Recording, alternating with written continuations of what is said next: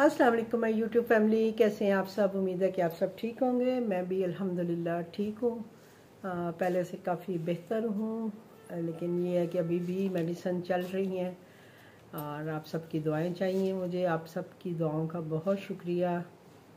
और आपकी दुआओं से पहले से मैं काफ़ी बेहतर हूँ और होपफुली कि और भी बेहतर हो जाऊँगी इंशाल्लाह। तो वीडियोस असल में मैं काफ़ी दिनों से नहीं बना रही थी।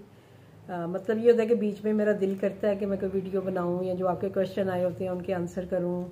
लेकिन फिर थोड़ा सा ना डाउन हो जाती हूं, तो मैं फिर इतना नहीं मतलब वीडियो बना पाती हूं। मैं कहती हूँ लेट जाऊं, रेस्ट करूं बस। किसी वक्त हिम्मत आई होती है तो उस वक्त दिल कर रहा होता है कि भाई करूँ, लेकिन फिर जब थोड़ा सा हिम्मत कम होती है तो फिर जाके लेट जाती हूँ, रेस्ट करती हूँ। लेकिन ये है कि कोशिश कर रही हूँ कि मैं आपको जो सारे आंसर हैं वो आपके क्वेश्चन के देती रहूँ, क्योंकि कुछ नए मेरे व्यूवर्स जो हैं वो मेरी चैनल्स पे आए हैं, वो भी काफ़ी क्वेश्चन कर रहे होते हैं। तो सबसे पहले तो मैं बात करूँगी कि जो मैंने अपनी लास्ट वीडियो अपलोड की थी फूड पांडा के बारे में, उसके काम के हवाले के बारे में, तो उसमें एक सिस्टर जो थी उन्होंने बहुत मतलब लंबा सा एक कमेंट किया और उसमें उन्होंने कहा जी कि मैं आपसे बिल्कुल भी एग्री नहीं करती हूँ, ये है वो है, आप फूड पांडा की एजेंट हैं, आपको फूड पांडा से 50-50 मिलता होगा, इसलिए आप ऐसी बातें कर रही हैं ये वो। और आप यकीन करें कि मुझे उनका कमेंट पढ़ के बहुत हंसी आई थी और मैं बहुत हंसी थी यानी उनका कमेंट पढ़ के। मैंने कहा चलें ये देखें, हर एक की अपनी अपनी राय होती है। मेरे जितने भी व्यूअर्स हैं जो पिछले तकरीबन मेरा हाल 1-1.5 साल से मेरे साथ हैं, जो कि फूड पांडा के हवाले से हम लोग आपस में डिस्कस करते हैं, क्वेश्चन एक दूसरे से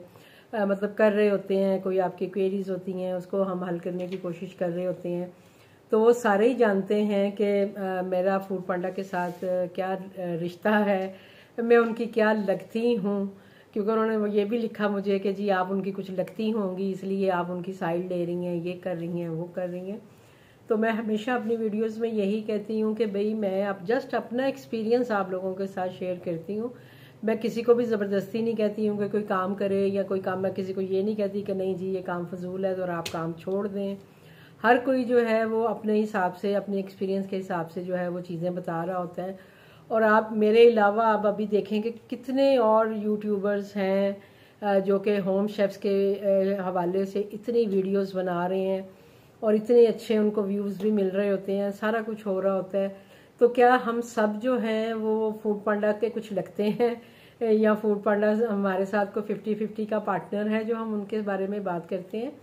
जितनी भी हमारी सिस्टर जो है जो कि फूड पांडा के हवाले से वीडियोस बनाती हैं, वो जस्ट मेरे समेत हम लोग जस्ट अपना एक्सपीरियंस आप लोगों के साथ शेयर कर रहे होते हैं। जिन्होंने कमेंट किया था हो सकता है उनका एक्सपीरियंस उनके साथ अच्छा ना रहा हो, और उसमें मेन सबसे बड़ी वजह यही होती है कि आप इस काम को समझते नहीं हैं, समझ के नहीं करते हैं,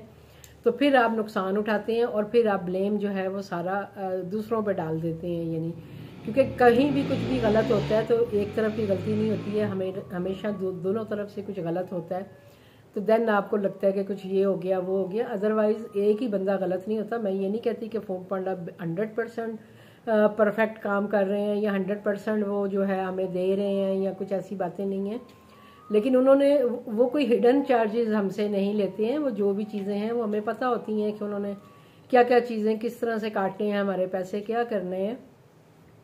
तो हम फिर उसी हिसाब से अपना मेन्यू सेट करते हैं, उस हिसाब से अपने प्राइस सेट करते हैं और फिर उसी हिसाब से जब हम काम करते हैं तो हमें कोई भी मुश्किल नहीं होती है। और मैंने जो पिछली वीडियो में भी यही बात की थी कि अगर ऐसा हो तो जो इतने लाखों होम शेफ्स हैं वो क्यों फूड पांडा के साथ काम कर रहे हैं, वो क्यों अपना जो है बिजनेस कर रही हैं, वो क्यों घरों में बैठ के कमा रही हैं। बेशक आपकी इसमें बहुत ज़्यादा कमाई नहीं है या बहुत ज़्यादा नहीं, लेकिन उसके लिए भी बहुत ज़्यादा कमाई करने के लिए भी आपको टाइम भी उसी हिसाब से देना पड़ता है, आपको मेन्यू उसी हिसाब से बनाना पड़ता है। देन जाके आप अच्छा खासा भी कमा सकते हैं, इसमें पूरा घर भी चला सकते हैं। ऐसी बात नहीं है कि आप नहीं चला सकते। अब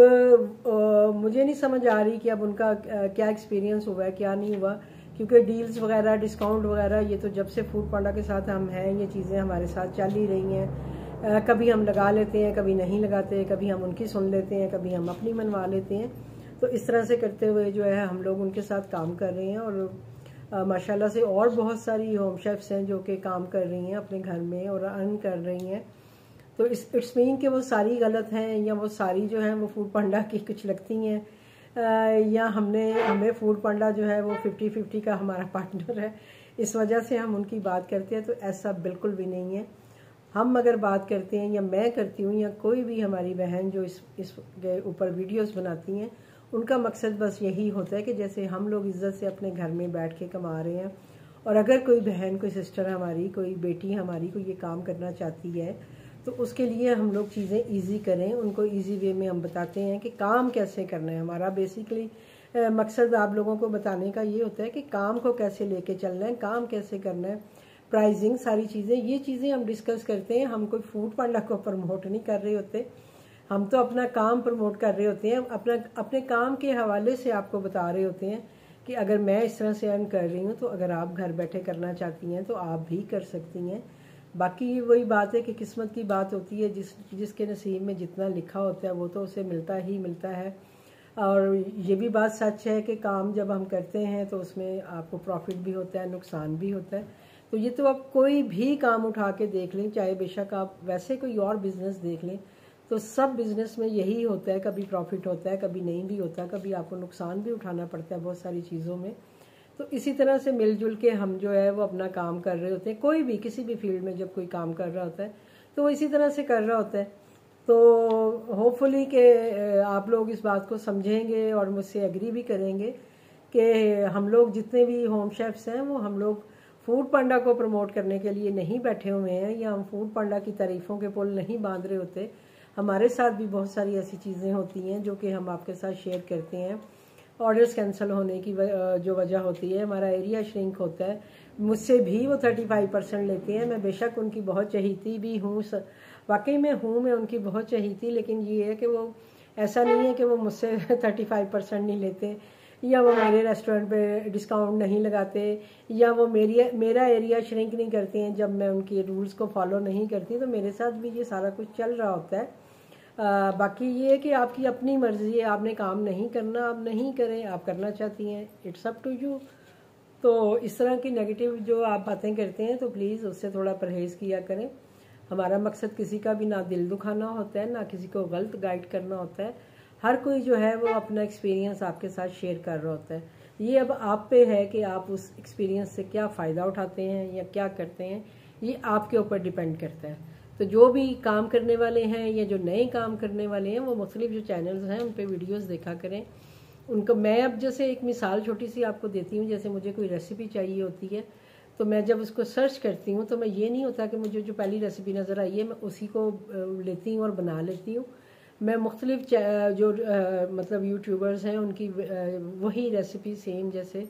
वो मैं जाके चेक करती हूँ, फिर उसमें से मुझे लगता है कि जो ठीक है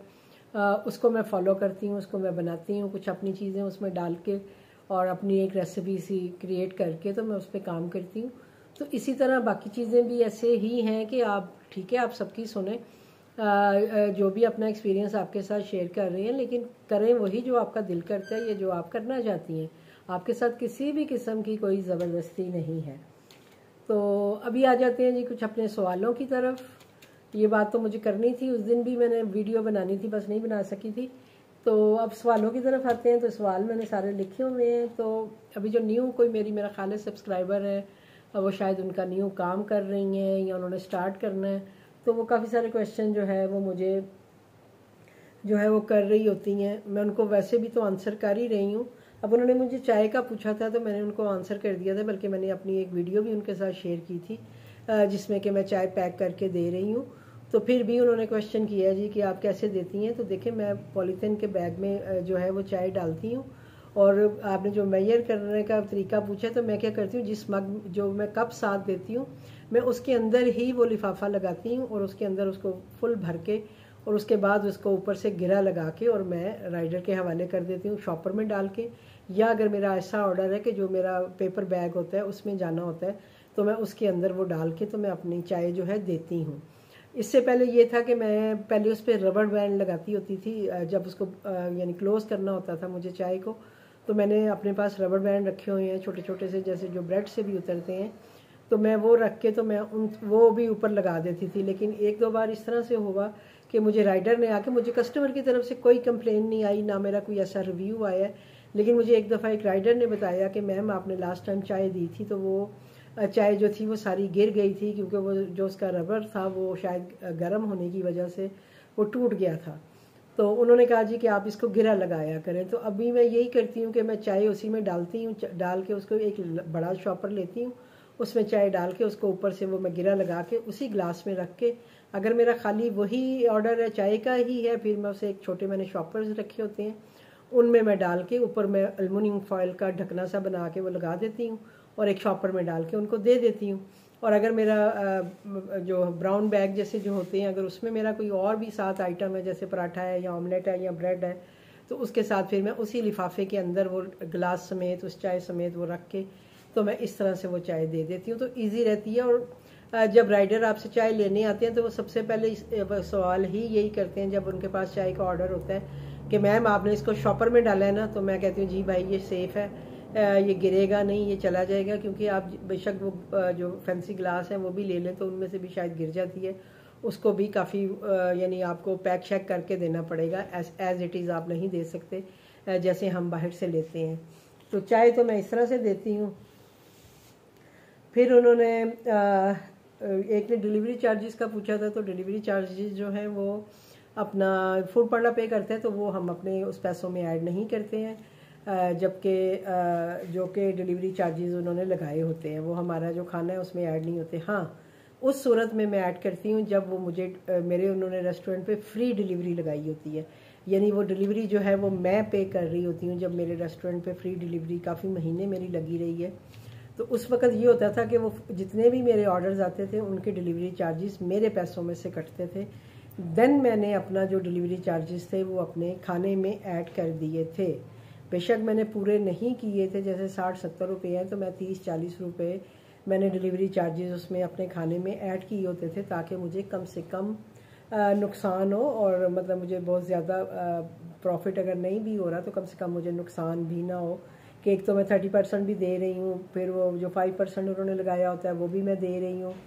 और उसके बाद डिलीवरी चार्जेस भी मैं दे रही हूँ। तो ये मेरा हक बनता है कि मैं अपना प्राइस जो है वो उसको अप करूँ, उसको यानी ज़्यादा करूँ, ताकि मैं भी कमा सकूँ, क्योंकि मैं भी कमाने के लिए बैठी हुई हूँ, मैं भी कमाने के लिए ही इतनी मेहनत कर रही होती हूँ। तो वो हम सबका हक है, आप सब जो भी जितने लोग भी काम कर रहे हैं हम सबका हक है कि हम उसको उसमें से फ़ायदा भी उठाएं। तो देन मैं जो है डिलीवरी चार्जेस जो है वो मैं अपने जो खाना है उसमें ऐड कर देती हूँ। फ़र्ज़ करें जैसे मेरी अगर एक चीज़ मैंने 300 रुपये की मैं अगर सेल कर रही हूँ, और अगर मुझे डिलीवरी चार्जेस खुद से पे करने हैं तो मैं उसमें 50 रुपये ज़रूर बढ़ा दूँगी, ताकि जो डिलीवरी चार्जेस हैं वो मेरे कम से कम मेरे कटें। ठीक है जी। तो डिलीवरी चार्जेस इस सूरत में आप अपने उसमें ऐड कर सकते हैं, अदरवाइज़ हम नहीं ऐड करते, क्योंकि अदरवाइज़ जो है वो कस्टमर पे करता है, वो फूड पांडा के पास जाते हैं, उसमें हमारा कुछ भी लेना देना नहीं होता। अब एक वही सिस्टर हैं जो ये नई आई हैं जो सवाल कर रही हैं, उन्होंने अब मुझसे वो प्राइसिंग के बारे में बात करती हैं कि प्लीज़ आप प्राइस भी साथ बताया करें। अभी उन्होंने मुझसे ब्रेड का भी पूछा है, एक मिनट, तो मैं आपको ब्रेड भी दिखा देती हूँ, लेकिन उससे पहले मैं आपको चाय के बारे में बता दूँ कि ये देखें, जैसे ये चाय का कप है ये मैं देती हूँ। अब इसमें मैं क्या करती हूँ, ये मेरे पास एक शॉपर है, यानी जिसमें हम सलाद वगैरह ये चीज़ें पैक करते हैं, ये इसका साइज़ है, ये देखें आप। अब इसको मैं सिंपल ये करती हूँ कि मैंने जब चाय का ऑर्डर आता है तो मैं इसी मग में ये शॉपर जो है ये ऐसे लगा देती हूँ, ये देखें ऐसे करके इसको अंदर तक दबा के ये ऐसे मैं लगा देती हूँ, और इसमें फिर मैं यहाँ तक जो है वो चाय भर देती हूँ। ठीक है, यहाँ तक चाय भरने के बाद फिर मैं इसको यहाँ से ऐसे पकड़ती हूँ, ये रहता है इसी गिलास के अंदर ही है, मैं यहाँ से निकालती नहीं हूँ, इसी गिलास के अंदर मैं इसको ऊपर ऐसे करके और फिर मैं इसको यहाँ पे एक यूं करके ऐसे करके गिरा लगा देती हूँ इसी शॉपर के साथ, तो वो बिल्कुल सेफ़ चाय जो है वो आपकी जाती है, और वो इसी के अंदर ही मैं रखती हूँ, मैं उसमें से बाहर नहीं निकालती, यहीं ऐसे रख के इसको भर के और इसको मैं देती हूँ। ठीक है जी। और दूसरा जो आपने ब्रेड के बारे में बात की है, तो आपके पास जो भी ब्रेड अवेलेबल है आप वही यूज़ करेंगी ना। अब मेरा मसला ये है कि मुझे कोई ब्रेड ला के देने वाला नहीं है, और आपको पता है सैंडविच ब्रेड जो है वो हर जगह पे नहीं मिलती, यानी लोकल जो आपके गली महलों वाली दुकानें हैं वहाँ पे आपको सैंडविच ब्रेड कभी भी नहीं मिलेगी, वो आपको अच्छी बेकरीज पे ही मिलती हैं। तो स्टार्टिंग में जब मैंने काम स्टार्ट किया था तो देन मैं 3-3 4-4 ब्रेड मंगवाती थी, क्योंकि मेरे सैंडविचेस के बहुत ऑर्डर आते थे, तो तब मैं वो ब्रेड यूज़ करती थी। लेकिन उसके बाद ये हुआ कि मुझे बहुत मसला होने लग जाता था कि मुझे ब्रेड नहीं मिलती थी, मैं किससे मंगवाऊँ, क्या करूँ, ऑर्डर ज़्यादा आ गया है या कुछ हो गया। तो मतलब हर वक्त मेरे जहन में एक टेंशन रहती थी कि यार मैंने ये लगा तो लिए हैं या मेरे सेल तो होते हैं, लेकिन मैं इसको कैसे इसका हल निकालूं जो मेरे लिए इजी हो। उसके बाद ये है कि मेरी हमारे यहाँ जो शॉप है जहाँ से मैं सामान वगैरह मंगाती हूँ, वहाँ पे ये लोकल हमारी कोई ब्रेड है जो आती है, और मैं यही ब्रेड यूज़ करती हूँ सैंडविचेस के लिए भी। चाहे मैं फ्रेंच टोस्ट बनाने हो, मैंने कोई भी सैंडविच बनाना हो, मैं यही लोकल ब्रेड की जो हमारी शॉप है, अब पता नहीं आपके सिटीज़ में ये मिलती है नहीं मिलती, या और कौन सी मिलती होंगी,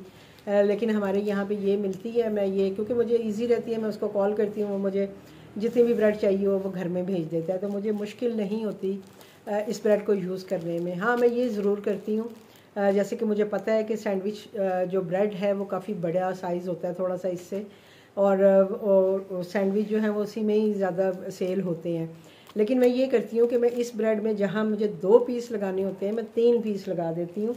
मतलब उसकी सेटिंग ऐसे बना देती हूँ कि वो एक अच्छा सैंडविच जो है मेरे कस्टमर के पास जाए। और अल्हम्दुलिल्लाह कि मेरे बहुत सैंडविच इसके साथ भी सेल होते हैं। मेरे जो हैं फ्राइड सैंडविच हैं, मेरे दूसरे जो सैंडविचेज़ हैं, मेरा शामी कबाब सैंडविच है, वो सारा मैं इसी ब्रेड के साथ देती हूँ। लेकिन उसमें सिर्फ मैं ये करती हूँ कि मैं पीसीज बढ़ा देती हूँ उसमें, यानी किसी में मतलब सैलड लगा दी, किसी में कबाब लगा दिया, एक में चिकन लगा दिया, इस तरह से करके मैं ट्रायंगल पीस बनाती हूँ जब, तो वो अच्छा खासा एक बड़ा सैंडविच होता है कि एक बंदा, जैसे हम लोग भी खाते हैं, तो हम लोग मतलब फुल हो जाते हैं एक सैंडविच खा के, जो डबल 2 पीस होते हैं समझे। एक पीस को जब हम ट्रायंगल करते हैं तो वो 2 पीस बन जाते हैं, तो वो अच्छा खासा, क्योंकि मैंने 3-3 4-4 लेयर्स का मैं सैंडविच बना देती हूँ। सैंडविच पे डिपेंड करता है कि सैंडविच किस किस्म का सैंडविच है, तो उस हिसाब से। और जो मैं मतलब ये देती हूँ फ्रेंच टोस्ट वगैरह देती हूँ, या मैं अंडा ब्रेड देती हूँ, या मैं ऑमलेट ब्रेड देती हूँ, तो मैं उनके साथ 4 पीस देती हूँ, इससे कम नहीं मैं देती हूँ। ज़्यादा जो होते हैं मेरे जो फ्रेंच टोस्ट हैं वो भी 4 पीस होते हैं, जो मेरे अंडा ब्रेड है या ऑमलेट ब्रेड है तो उसके साथ भी मैं 4 पीसेस देती हूँ। और उनको मैं हल्का सा घी लगा के उनको पहले तवे पे फ्राई करती हूँ, मतलब पीसेस को भी गर्म करती हूँ, और उसके बाद उनके साथ जो भी कस्टमर की डिमांड होती है, अगर अंडे की डिमांड है, ऑमलेट की डिमांड है, तो वो मैं उसके साथ फ्राई करके देती हूँ। मैं ब्रेड को भी लाजमी ऑयल घी के साथ गर्म करके देती हूँ, जैसे कि मैं ख़ुद खाती हूँ। कुछ लोग तो स्पेशल लिख भी देते हैं जी कि ऑयल लगा के गर्म करिएगा, कुछ नहीं भी लिखते हैं, लेकिन अब मुझे आइडिया नहीं है, मुझे ख़ुद पसंद है तो शायद मैं इसीलिए उनको घी शी लगा के गर्म करके और उसके साथ फ्राइड एग या ऑमलेट होता है तो वो देती हूँ। इसी तरह जो मेरा ये फ्रेंच टोस्ट है वो भी इसी तरह मैं 4 पीसीस का देती हूँ, और इसी ब्रेड के साथ देती हूँ मैं, और इसी ब्रेड के 4 पीसीस देती हूँ, ताकि कम से कम कोई एक बंदा अगर खा रहा है तो वो उसको मतलब थोड़ा सा फीलिंग भी तो होनी चाहिए ना। अब एक पीस या 2 पीस दे दें, या हम अंडे के साथ 2 ब्रेड के पीस, आप प्राइस थोड़ी सी ज़्यादा लगा लें, लेकिन कम से कम चीज़ ऐसी दें कि जो कम से कम एक बंदा अगर खा रहा है तो उसका पेट तो फुल होना चाहिए ना। अब 2 पीस से क्या बनता है, मेरा नहीं ख्याल कि 2 पीस से कुछ बनता होगा, क्योंकि कुछ रेस्टोरेंट्स में मैं देखती हूँ जाके कि उन्होंने लगाया होता है कि जी 2 स्लाइस ऑफ ब्रेड और अंडा, और जैसे 3 स्लाइस ऑफ ब्रेड और अंडा, इस तरह से। लेकिन मेरा खैर अपना तरीका है, मैं 4 पीस देती हूँ, और आपकी अपनी मर्ज़ी है, आप अपनी मर्ज़ी से जो भी प्राइस रखना चाहते हैं, जो भी आप क्वांटिटी देना चाहते हैं, वो आपके ऊपर होती है। अब आप मुझसे चीज़ों के प्राइस पूछ रहे होते हैं जी, चावल के क्या प्राइस रखने हैं, दाल के क्या प्राइस रखने हैं, तो देखें ये सारा मैंने अपनी पहली वीडियोस में भी इसका बहुत डिटेल से जिक्र करती हूँ, डिटेल से बताती हूँ, लेकिन एक दफ़ा फिर आपको बता देती हूँ कि प्राइस प्लीज़ आप खुद रखेंगी अपने चीज़ों के हिसाब से, मैं आपको प्राइस नहीं बता सकती। हाँ, अगर आप मेरे से मेरे प्राइस पूछेंगे वो मैं बता देती हूँ, लेकिन प्लीज़ आप ये नहीं है कि आप उन्हीं को फॉलो करेंगी। हो सकता है कि मैंने कम प्राइस रखा हो और आपको वो चीज़ें महंगी पड़ रही हो सकता है कि मैंने वो प्राइस ज़्यादा रखे हों और आपको वो चीज़ें जो हैं वो आपके एरिया के हिसाब से वो बहुत एक्सपेंसिव हो जाएं और आपको फिर कस्टमर ऑर्डर नहीं करें। तो आपको जो है वो अपने एरिया, अपने परचेंजिंग के हिसाब से अपने प्राइस सेट करने हैं। प्राइस सेट करने का जस्ट आपने सिर्फ ये रखना है कि जैसे जो चीज़, अगर आपको एक चीज़ 100 रुपये में आप चाह रही हैं कि आप बेचना चाह रही हैं और उस पर आप प्रॉफिट भी लेना चाह रही हैं, तो उसमें आप 30% फूड पांडा का भी ऐड करेंगी और अगर आपको कोई उन्होंने डिस्काउंट लगाया हुआ है आप वो भी उसमें ऐड करेंगी, और उसके अलावा जो है वो आप अपना थोड़ा सा प्रॉफिट मार्जिन भी उसमें ऐड करेंगी, और उसके बाद वो आप उसकी प्राइस बनाएंगी। अब 100 रुपये वाली चीज़ को आप 100 रुपये में नहीं बेच सकती हैं। 100 रुपये में बेचेंगी तो आपको क्या बचेगा उसमें, उसको लाजमी आपको 160 170 रुपये में बेचना पड़ेगा, देन जाके आप अपने जो चीज़ है उसके प्राइस आप पूरे कर सकेंगी। इसी तरह जैसे दाल का जिक्र किसी ने किया है, तो अब आप देखें दाल भी आप देखें ना कि किस तरह से महंगी हैं, कोई मुझे तो अब इतना आइडिया नहीं है, लेकिन ये है कि 300 इस तरह से शायद आती हैं, 300-400 में आधा किलो दाल या वो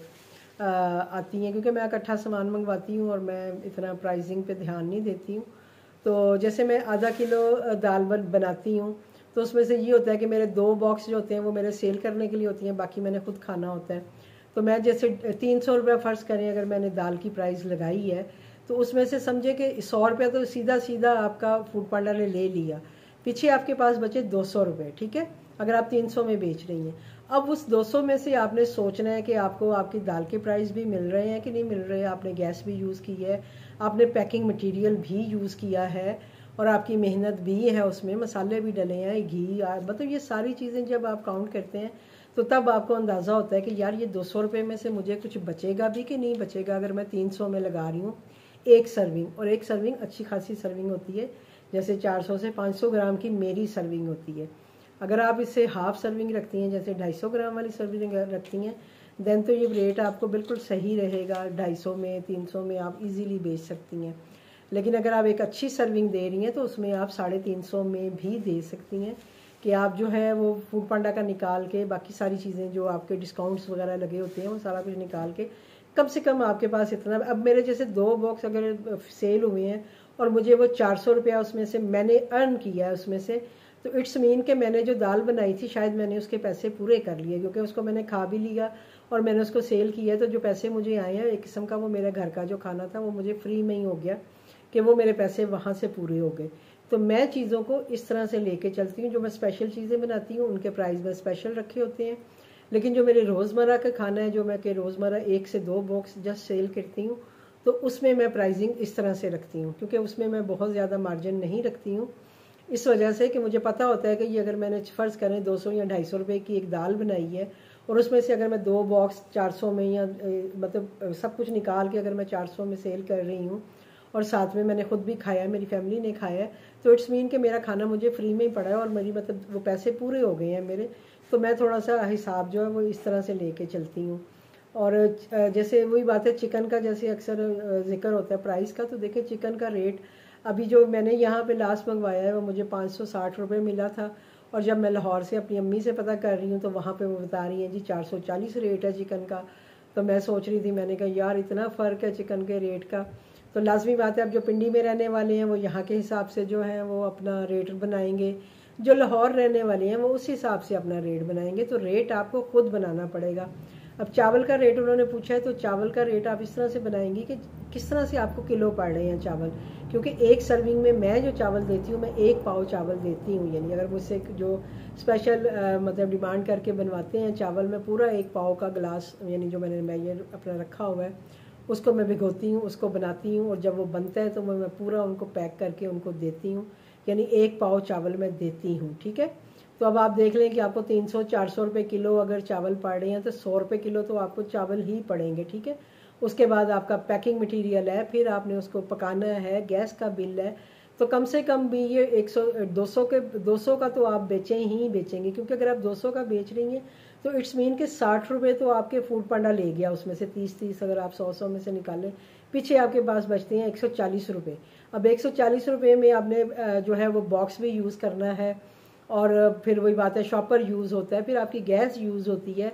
तो ये सारी चीज़ों को जब आप काउंट करते हैं, वो 1 पाव चावल 100 रुपये अगर आपको पाव मिल रहे हैं तो वो कम से कम भी आप 200-250 रुपये में बेचें तो फिर आप एक अच्छा प्रॉफिट उसका कमा सकती हैं। मेरा ये अपना हिसाब है, आप बाकी खुद समझदार हैं, आप अपने हिसाब से यानी ये चीज़ों को देखा करें, प्राइसिंग को देखा करें, लेकिन मैं जस्ट आपको एक आइडिया देने के लिए ये बात कर रही हूँ। हालांकि मैंने भी चावल अभी मेरा ख्याल है 210 रुपये का वो लगाया हुआ है बॉक्स, जो कि मैं देती हूँ, लेकिन ये है कि आप 200-250 तक बेच सकती हैं, क्योंकि वो अपना आपके वही बात है कि आप चावल कौन सा यूज़ कर रही हैं उस पर डिपेंड करता है। मैं जो लेती हूँ मेरा ख्याल है 360 रुपये जो किलो चावल हैं वो मेरा दुकानदार मुझे अभी दे रहा है, क्योंकि सुना है मैंने कि थोड़ा सस्ते हो गए हैं, पहले थोड़े महंगे थे चावल तो, लेकिन ये काफ़ी अच्छे चावल हैं, 360 रुपये किलो वो मुझे देता है। तो उसको मैं अभी फ़िलहाल जो, क्योंकि मैं चावलों का इतना काम करती नहीं हूँ, मुझे कभी कोई मेरे जो रेगुलर कस्टमर हैं वो डिमांड करते हैं कि मैम हमें साथ कोई चीज़ जैसे मेरी होती है काले चने हैं या कड़ी है या इस तरह की कोई चीज़ है, तो वो मुझे डिमांड करते हैं कि मैम आप 1 प्लेट चावल बना देंगी, तो मैं उनको ज़रूर बना के देती हूँ। तो जस्ट मैं उन्हीं तक मैंने चावल रखे हुए हैं, तो इस वजह से मैंने अभी सोचा था कि मैं इसका थोड़ा सा प्राइस इसको अप करूँगी, लेकिन फ़िलहाल जो है वो मैं 210 रुपये में दे रही हूँ। ठीक है, अब आप दाल और चावल दोनों को मिला के जब उसका रेट बनाएंगी तो ऑटोमेटिकली आपके पास वो रेट आएगा कि कम से कम भी आप 450-500 में ये सर्विंग देंगी। और इसमें 2 चीज़ें आप नोट डाउन रखिएगा। एक सर्विंग होती है कि जैसे आपने 1 सर्विंग चावल 1 सर्विंग दाल दी है और आपने अलग अलग बॉक्स यूज़ किए हैं, वो थोड़ा आप हाई प्राइस के साथ बेच सकती हैं। और कुछ ऐसा होता है कि जैसे एक जो प्लास्टिक का बॉक्स है, यानी उसमें आप चावल डाल रही हैं और उसी के ऊपर आप सालन डाल के दे रही हैं, क्योंकि लोग ऐसे भी सेल करते हैं और लोगों का होता है सेल। और अगर आप ऐसे सेल कर रही हैं तो देन आप उसके प्राइस थोड़ा सा लो करके भी दे सकती हैं, क्योंकि उसमें से 15-20 रुपये जो हैं आपके वैसे ही वो डब्बे के भी कट जाते हैं कि अगर आप 2 डब्बों में दे रही हैं तो उसके प्राइस थोड़ा ज़्यादा होंगे, और अगर आप सिंगल सर्विंग दे रही हैं यानी 1 प्लेट समझें जैसे थोड़ा चावल है उसके ऊपर ही दाल शाल डाली हुई है, तो वो थोड़ा प्राइस आप कम रख के दे देंगी। लेकिन अगर आप मेरी तरह अलग अलग सर्विंग दे रही हैं, अलग अलग डब्बों में दे रही हैं, तो फिर आपको थोड़े से अपने प्राइस हाई रखने पड़ेंगे। और प्राइस निकालने का तरीका भी मैंने बड़े अच्छे से आपको मेरा ख्याल है समझा दिया है कि आपने प्राइस को किस तरह से निकालना होता है। आपको सारी चीज़ों को इसमें नोट डाउन करना होता है, ये छोटी छोटी चीज़ें भी, इवन कि आपने नमक मिर्च हल्दी डाली है तो आप उसको भी थोड़ा सा 10-20-25 रुपये 30 रुपये या 50 रुपये आप करके अपने उसमें ऐड कर सकते हैं प्राइसिंग में, कि भाई अगर मैंने 500 रुपये की मुर्गी ली है तो उसमें मैंने 100 रुपये के टमाटर डाले हैं, 50 रुपये के मेरे मसाले भी उसमें गए हैं, 50 रुपये का मेरा घी गया है उसमें, फिर उसके बाद 50 रुपये की मेरी गैस भी लगनी है, उसके बाद 50 रुपये मैंने अपना पैकिंग मटेरियल के भी लगाने हैं, क्योंकि समटाइम होता है डब्बों का क्या हिसाब किताब है, अभी मेरा हाल है पता नहीं कितने का डब्बा है मुझे अभी मुझे कुछ याद नहीं है, क्योंकि मैंने मेरा ख्याल है आके मैंने मंगवाए थे 900 में कि कितने में मुझे 50 बॉक्स उसने भेजे थे। वो अच्छा बंदा है, वो थोड़ा प्रॉफिट कम लेता है, और इस तरह से अब आपको कितने में डब्बा पड़ रहा है ये मुझे नहीं पता। तो आपने ये सारी चीज़ों को काउंट करने के बाद जब आपके पास प्राइस आती है, उसके बाद फिर आपने उसमें लगाना है कि भाई अगर मैं ये 300 की लगा रही हूँ तो इसमें से सीधा 100 रुपया जो है वो फूड पांडा ने लेना ही लेना है। उसके बाद आपकी डिवाइस के 200 रुपये कटते हैं पर वीक, वो तो ये होता है ना कि चलो पूरे ऑर्डर्स में से 200 रुपया आपका कटता है, लेकिन ये चीज़ भी आपने जहन में रखनी है। चलें आप यानी अगर आपके ऑर्डर्स ज़्यादा आते हैं या जो भी आपका सिलसिला है, तो आप हर अपने आइटम में 10 रुपये आप इस चीज़ के भी ऐड कर सकते हैं कि जो कि डिवाइस का वो आपसे 200 रुपया चार्ज करते हैं। तो जब आप ये सारी चीज़ों को काउंट करके एक अपनी प्राइस बनाएंगे, फिर आप उसमें यही देखेंगे कि हम इसको किस तरह से, अगर आपको लग रहा है कि बहुत आपके हाई प्राइस हो रहे हैं, लोग नहीं लेंगे या कुछ इस तरह से हो रहा है, तो फिर आप अपनी क्वांटिटी थोड़ी कम करेंगी। आप अपनी क्वांटिटी जो है वो थोड़ी कम करके उसको वही बॉक्स जो है वो थोड़ी क्वांटिटी के साथ आप कस्टमर को कम प्राइस के साथ भी दे सकती हैं। आप 2 तरह से भी लगा सकती हैं। जैसे मैं आपको हमेशा बताती हूँ कि मैं कभी भी जो चिकन की सर्विंग देती हूँ तो वो मेरा 250 ग्राम की सर्विंग होती ही होती है। 250 ग्राम मीन्स के 250 ग्राम उसमें चिकन होता है। अब उसमें वो शोरबा है या कढ़ाई है या कोई भी चीज़ है तो वो सारी एक्स्ट्रा उसमें होती है। चिकन के जो वेट है ना वो मैं 250 ग्राम देती हूँ, चाहे मैं बोनलेस की हांडी बनाऊँ चाहे मैं विद बोन बनाऊँ, मेरी जो सर्विंग है वो 250 ग्राम की होती है। और इसी तरह मैंने आपको बताया कि जैसे मैं अपने कोई भी मेरा आलू बैंगन है, कोई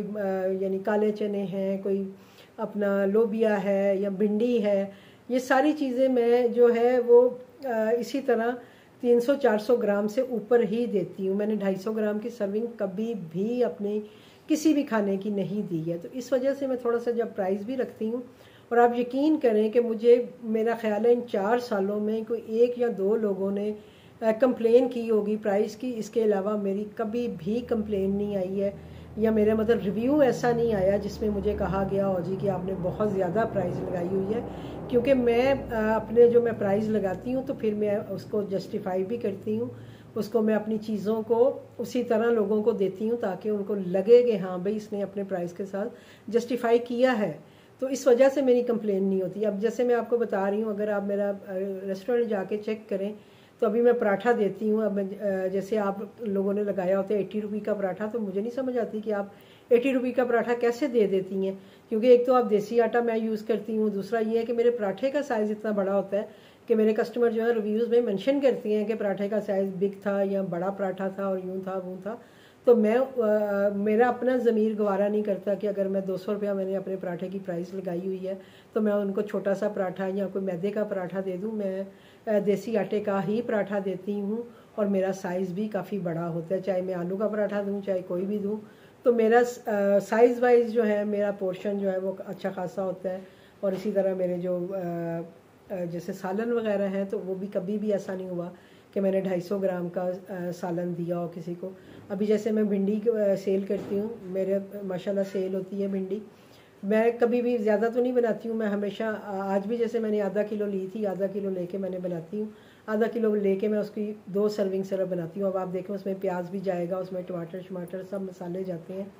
तो मैं उसकी जस्ट 2 सर्विंग बनाती हूँ। 2 सर्विंग बना के मैं सेल कर देती हूँ। अगर मेरी सेल हो जाती हैं तो मैं नेक्स्ट डे फिर आधा किलो भिंडी लेती हूँ, फिर वो बना लेती हूँ और उसकी मैं 2 सर्विंग ही बनाती हूँ। अगर मैं 1 किलो भिंडी बनाती हूँ तो सम टाइम होता है कि अगर मैं उसकी 4 सर्विंग करना चाहूँ तो वो नहीं होती हैं,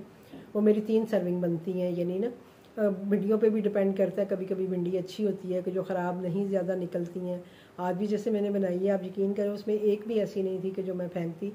तो वो मेरा अच्छा खासा मेरे 2 बॉक्स जो थे वो जो भिंडी के हैं वो बन गए थे। एक मेरा सेल हो गया, एक मेरा अभी पड़ा हुआ है। तो असल में बताने का ये सारी चीज़ें आपको बताने का मकसद जस्ट यही है कि प्राइसिंग को आपने किस तरह से लेके चलना है। अब यही जो है फ़र्ज़ करें, सॉरी मैं थक गई हूँ अब बैठ के ना, तो वो अपना क्या कहते हैं उसको, सॉरी मैं बात बीच में रह गई। तो भिंडी वगैरह ये कोई भी ऐसी आइटम है, तो अगर आप कुछ लगता है कि भाई आपकी हाई प्राइस की वजह से चीज़ें सेल नहीं हो रही हैं, तो आप उसकी क्वांटिटी थोड़ी कम कर लें और उसके साथ प्राइस भी थोड़ा कम रखेंगे तो आपकी चीज़ें सेल होंगी। जैसे आप 250 ग्राम चिकन ना दें, आप उसमें जैसे चिकन का साइज़ जैसे है वो छोटी छोटी बोटियाँ जैसी होती हैं, आप वो रख लें, वो 2 से 3 दे दें और साथ में उसके मसाला दे दें, तो वो भी आपका चल सकता है थोड़े कम प्राइस के साथ। अगर मैं फ़र्ज़ करें 500 में कढ़ाई दे रही हूँ अगर 250 ग्राम चिकन के साथ, और अभी आप देखें जैसे टमाटर, अब ईद आनी, आपको पता ही है कि टमाटर इतने महंगे ऑलरेडी महंगे हैं, प्याज इतना महंगा है, तो जब ये सारी चीज़ें डाल के जब आप एक यानी चीज़ बना रहे हैं, एक आइटम आप बना रहे हैं, तो लाजमी बात है आपको उसी हिसाब से उसके प्राइस भी रखने पड़ेंगे। प्राइस जब हम बनाते हैं तो ये नहीं होता कि हम इसको एकदम एक्सट्रीम पे ले जाएं या एकदम ही अपने लो कर दें, हमें भी एक बीच का रास्ता रखना पड़ता है कि अगर कभी थोड़ा बहुत प्राइस ऊपर नीचे होते हैं तो वो हमारे उसी में एडजस्ट हो जाए, हमें रोज़ रोज़ प्राइस ना चेंज करने पड़े। लेकिन जैसे चिकन की जो सूरत हाल है तो वो तो आपको पता ही है कि आए दिन समझ ही नहीं आ रही होती चिकन की, तो मैं मेरे पास उसका सबसे बेस्ट हल यही है कि मैं उन दिनों में चिकन आइटम बंद कर देती हूँ। मैं कहती हूँ भी अब कौन रोज़ बैठ के चिकन के रेट भी देखता रहे, या मैंने लिया हुआ है उस पर मैं क्या क्या लगा के रखूँ, कभी कम करूँ कभी ज़्यादा करूँ, तो मैं आइटम ही बंद कर देती हूँ। मैं फिर ये अपना देसी खाना जो है, जो रोज़मर्रा की मेरी चीज़ें हैं, मैं इन्हीं के साथ अपना काम कर रही होती हूँ और उसी के साथ काम करते हुए जो है वो अपना किचन जो है चला रही हूँ। अभी भी मुझे ऑर्डर्स उस तरह से तो नहीं आ रहे हैं क्योंकि अभी भी मेरा काम सेम उसी तरह ही है, क्योंकि मैं सम टाइम बिल्कुल भी उठ नहीं पाती हूँ, मतलब इतनी बुरी मेरी हालत हुई होती है कि मैं बस जस्ट लेटी होती हूँ, रेस्ट कर रही होती हूँ, तो इसलिए मैं अभी भी उस तरह से काम नहीं कर रही हूँ। लेकिन जैसे मैंने आपको बताया है कि घर का खाना तो ज़ाहिर है बनाना ही है, तो वो जो मैं बना रही होती हूँ वो मैंने अपने मेन्यू में लगा देती हूँ, तो वो मुझे मेरे जो रेगुलर कस्टमर हैं 1-2 ऑर्डर आ जाते हैं। किसी एक दिन मुझे 3 ऑर्डर्स भी आए थे, पराठे का ऑर्डर आ जाता है, पराठा ऑमलेट, पराठा शामी कबाब, और बाकी ये जो सालन वगैरह मैं डेली बना रही होती हूँ। मतलब भिंडी जैसे मैंने आपको बताया सेल होती है, तो जिस वक्त मेरे में थोड़ी सी हिम्मत आई होती है, शाम के टाइम में थोड़ा बेहतर फील करती हूँ, तो मैं शाम के टाइम मैंने ली होती है, मैं ले के उसको काट कूट के रख लेती हूँ। बट आज भी मैंने बल्कि 2 सालन बनाए, अपना एक भिंडी बनाई, एक मैंने आलू बैंगन बनाए, क्योंकि मेरे वो भी सेल होते हैं काफ़ी। और जैसे ही मैंने बना के ऑन किया मुझे दोनों का ऑर्डर आ गया, दोनों का मेरा एक एक बॉक्स निकल गया, एक एक बॉक्स अभी पड़ा हुआ है। होपफुली कि वो कल भी सेल हो जाएगा, नहीं होगा तो मेरा अगर कल नहीं दिल करेगा तो मैं कोई भी एक बॉक्स निकालूंगी और हम लोग खुद खाना खा लेंगे, तो इसलिए मेरा वेस्ट भी नहीं होता और मुझे कोई ज़्यादा प्रॉब्लम भी नहीं होती। तो मैं थोड़ा सा अपना काम इस तरह से लेके चलती हूँ। बाकी आपकी अपनी मर्ज़ी है कि आप कितना कर सकती हैं, कितनी एफ़र्ट लगा सकती हैं, वो बिल्कुल आप लगाएं और फिर आप देखेंगे आपको कमाती हैं कि नहीं कमाती। होपफुली कि मेरी जो इतनी लंबी वीडियो है, आज मैंने काफ़ी दिनों बाद इतनी लंबी वीडियो बनाई है, तो इंशाल्लाह आपके और भी जो क्वेश्चन होंगे, जो चीज़ें होंगी, मैं इंशाल्लाह आपके साथ डिस्कस करती रहूँगी। आपको कोई भी क्वेश्चन पूछना हो, कोई भी बात हो, तो मैं आप लोगों के साथ हूँ इंशाल्लाह। जब तक ज़िंदगी रही इसी तरह आप लोगों के साथ रहूँगी और ऐसे ही आप लोगों की हेल्प भी करती रहूँगी। तो बस मुझे अपनी दुआओं में बहुत सारा याद रखा करें और आपकी दुआओं से ही मैं अल्हम्दुलिल्लाह काफ़ी बेहतर भी फ़ील कर रही हूँ। बस बीच बीच में होता है जैसे कि तबीयत हो जाती है डाउन मेरी, लेकिन फिर भी हिम्मत कर रही हूँ कि नहीं भाई मुझे करना है और मुझे कुछ ना कुछ करना है। अभी माशाल्लाह से मेरे बच्चे भी आ रहे हैं ईद पे, तो उसके लिए भी थोड़ी सी अपने आप में हिम्मत पैदा कर रही हूँ कि बच्चों ने आना है, तो ताकि उनके सामने मैं ये ना हो कि वो आएँ और मैं बेड पे ही पड़ी हूँ। तो मैं थोड़ा सा अपने आप को हिम्मत दिला रही हूँ कि नहीं भी मुझे ठीक होना है, मुझे जल्दी ठीक होना है, बच्चे आ रहे हैं ये वो। तो इंशाल्लाह इसी तरह आपसे मिलती रहूँगी और आपके जो भी मसाइल होंगे, कोई भी मसला होगा तो प्लीज़ आप ज़रूर मेरे साथ शेयर करें, अपना कमेंट्स किया करें। तो मैं इंशाल्लाह आपसे आइंदा भी इसी तरह वीडियोस बनाऊंगी आपके लिए और मैं कोशिश करूंगी कि जो मुझे ऑर्डर्स वगैरह आते हैं तो मैं उनकी भी साथ साथ वीडियोस बनाऊं। बस मैंने आपको बताया ना कि अभी ऑर्डर्स इतने नहीं हैं, तो मैं बस ये होता है कि सालन वालन होती हैं वो गर्म करती हूँ और दे देती हूँ और फिर मुझे होता है कि कौन मोबाइल लगाए और करे। लेकिन इंशाल्लाह जल्दी मैं आपको अपने ऑर्डर्स के साथ भी किचन में भी नज़र आऊँगी और मिलती हूँ आपसे फिर किसी नेक्स्ट वीडियो के साथ। मुझे दीजिए इजाज़त। अल्लाह हाफ़िज़।